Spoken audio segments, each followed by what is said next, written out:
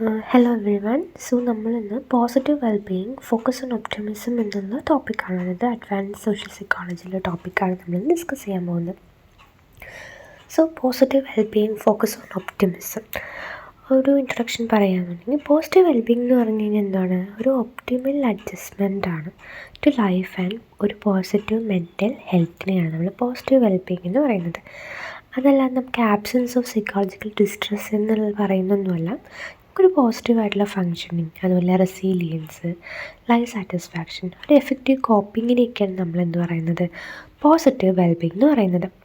So റീസെൻ്റായിട്ട് social psychology കുറേ focus ചെയ്യുന്ന ഒരു ഏരിയ പറഞ്ഞാൽ സോഷ്യൽ കോഗ്നിറ്റീവ് പ്രോസസ്സിൽ എക്സാമിൻ ചെയ്ത് ഹ്യൂമൻ എന്താ പറയുക ഇതൊക്കെ കോൺട്രിബ്യൂട്ട് ചെയ്യുന്നത് എങ്ങനെയാണൊരു ഗ്രോയിങ് ഏരിയ അതായത് പോസിറ്റീവ് സോഷ്യൽ സൈക്കോളജി എന്നുള്ളത് ഗ്രോയിങ് ഏരിയ വന്നു.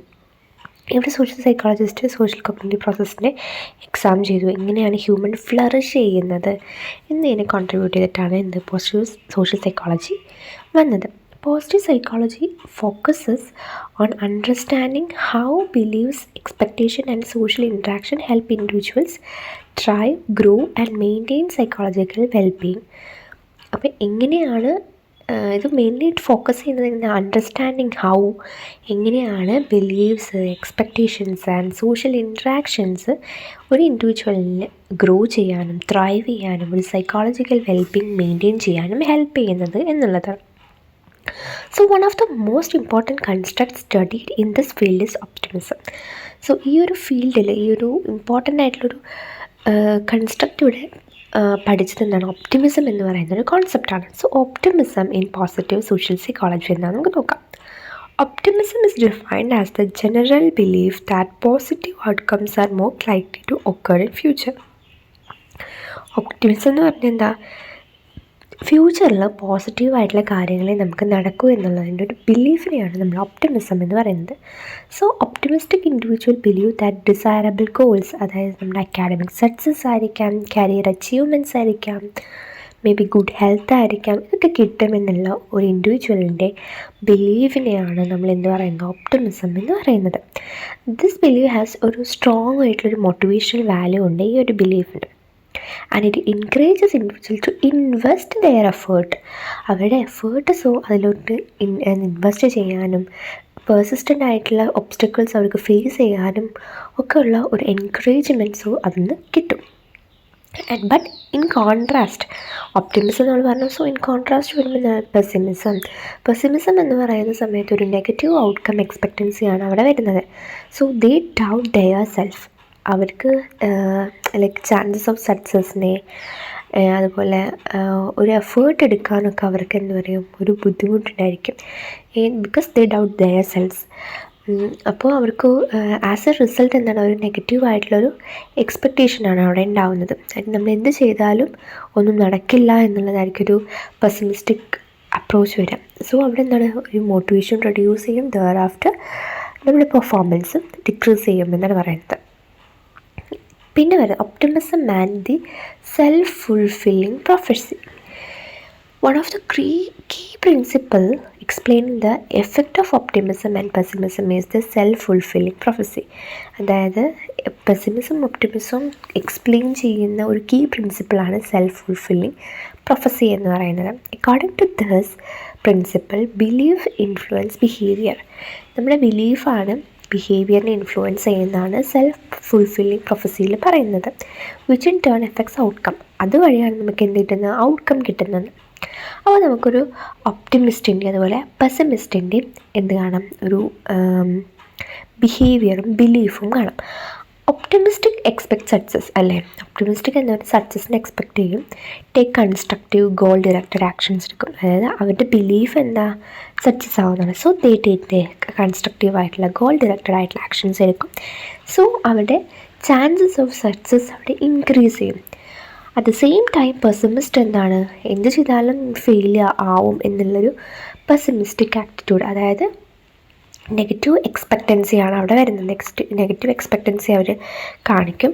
സോ ദേ എന്താ പറയുക, literally don't do anything for, അല്ലെങ്കിൽ they don't put any effort on this Leh.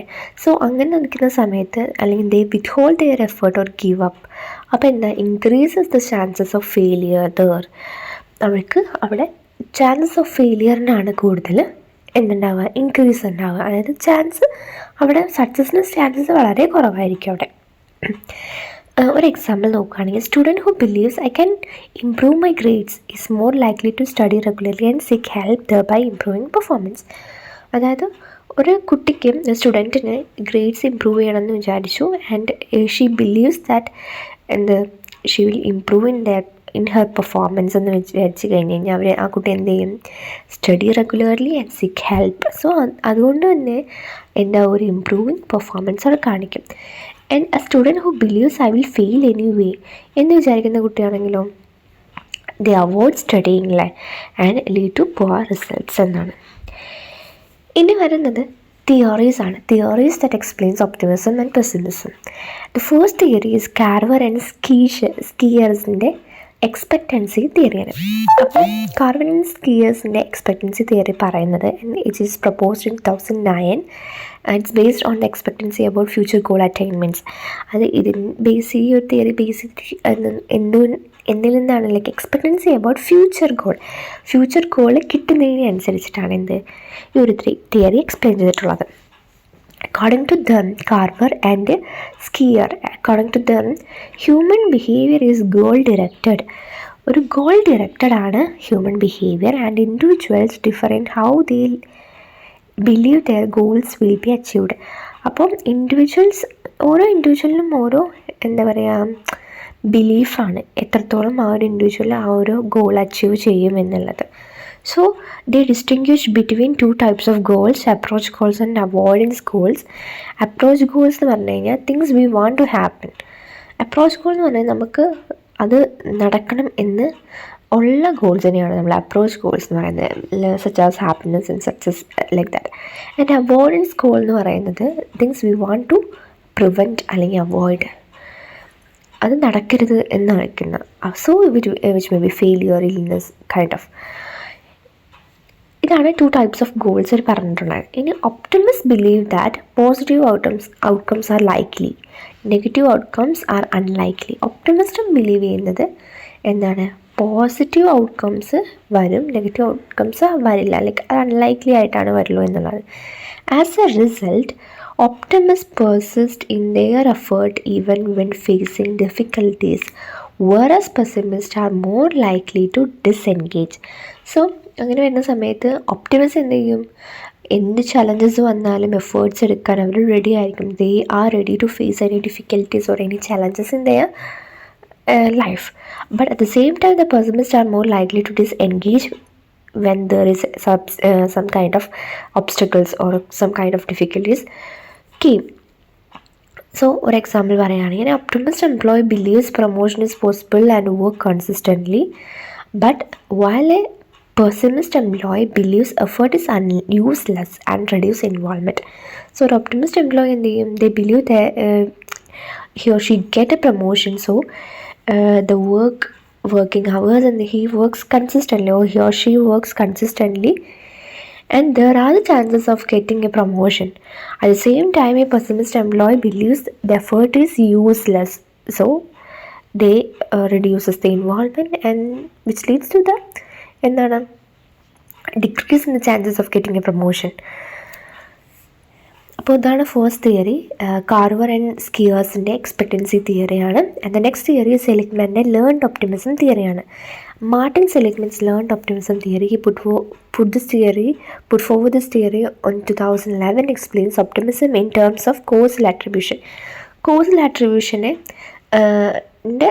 ബേസിസിലാണ് Seligman ഈ ഒരു തിയറി കൊണ്ടുവന്നിട്ടുള്ളത്, or explanations people give for life events, അല്ലെങ്കിൽ causal attribution or explanation people give, അതായത് ഒരു ഇവൻറ്റ് നടന്നതിൻ്റെ എക്സ്പ്ലനേഷൻ എങ്ങനെ ഇൻഡിവിജ്വൽസ് കൊടുക്കുന്നു എന്നതിനെ ബേസ് ചെയ്തിട്ടാണ് സെലിഗ്മാൻ്റെ learned optimism theory put forward ചെയ്തിട്ടുള്ളത്.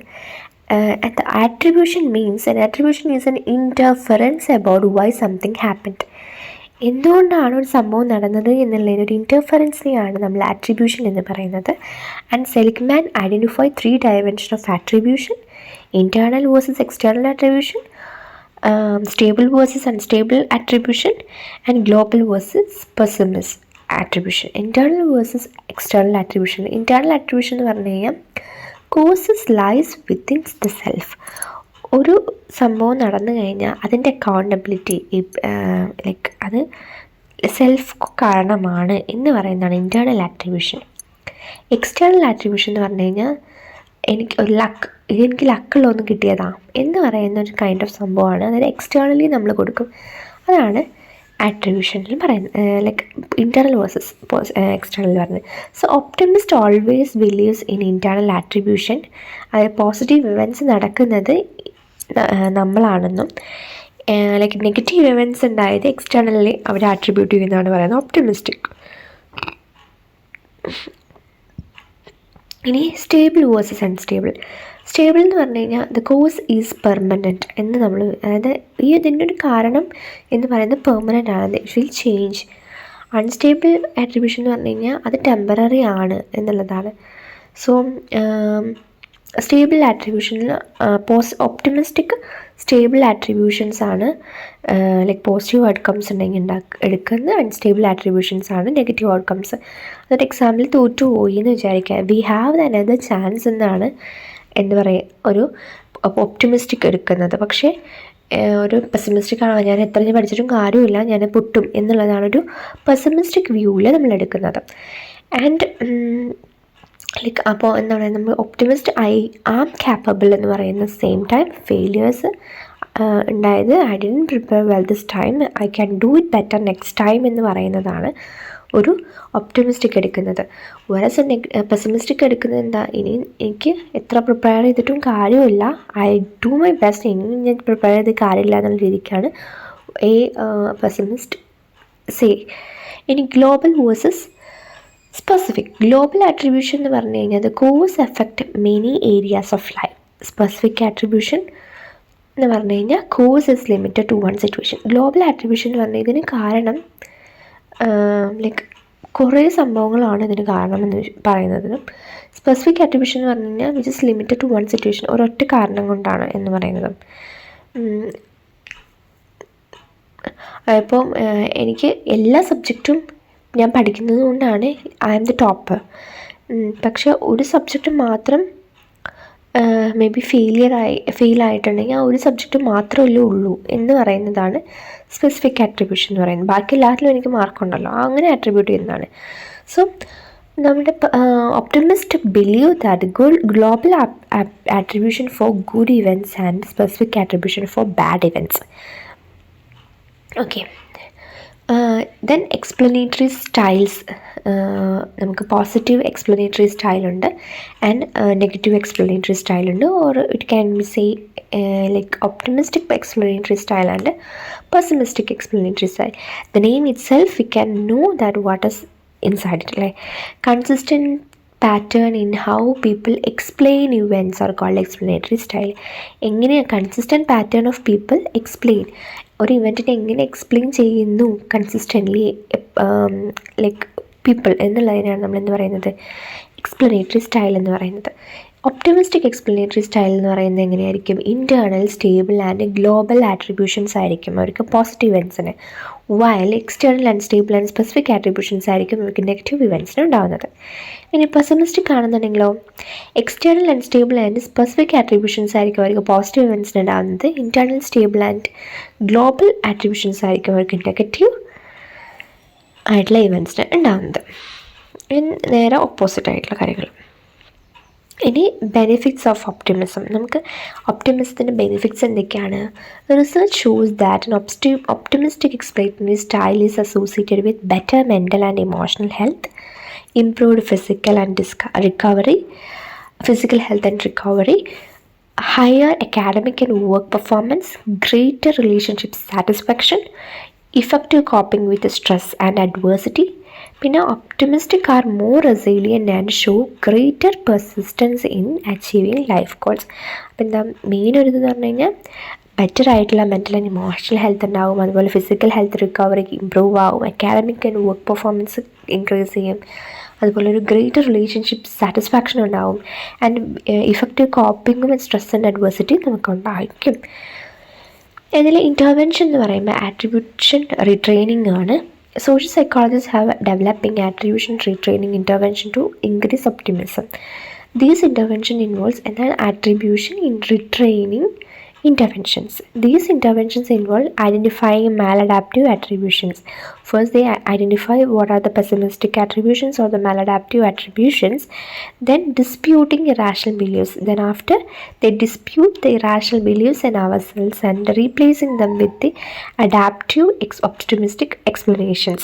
നമ്മൾ CBTയിലൊക്കെ ചെയ്യുന്ന പോലെ തന്നെ നമ്മൾ ഇതാക്കുന്ന പോലെ തന്നെയാണ് ഇവിടെ നടക്കുന്നത്. സിമിലാറിവിടില്ലേ. Such coaching exercises helps individual reinterpret failures as temporary, specific and changeable, thereby improving motivation and well-being. For example, a student learns to reframe I failed because I'm stupid as I failed because I used ineffective study strategies which I can change. So അങ്ങനെ ഒരു changes കൊണ്ടുവരുന്നതിനെയാണ് നമ്മൾ എന്ത് പറയുന്നത്, attribution retraining. നമ്മൾ retrain ചെയ്തെടുക്കുകയാണ്. ഒരു maladaptive ആയിട്ടുള്ള നമ്മുടെ ആ ഒരു അട്രിബ്യൂഷനെ നമ്മൾ അഡാപ്റ്റീവ് ആയിട്ടുള്ള ഒരു എക്സ്പ്ലനേറ്ററി സ്റ്റൈലിലോട്ട് മാറ്റുന്നതിനെയാണ് നമ്മളെന്ന് പറയുന്നത് അട്രിബ്യൂഷൻ റീട്രെയിനിങ്. അതെന്താണ്, ഒരു സിറ്റുവേഷൻ, ഒരു ഫെയിലിയർ ഉണ്ടെങ്കിൽ ആ situation is temporary, specific and changeable എന്ന് പറയുന്നതിന്. Okay, thank you.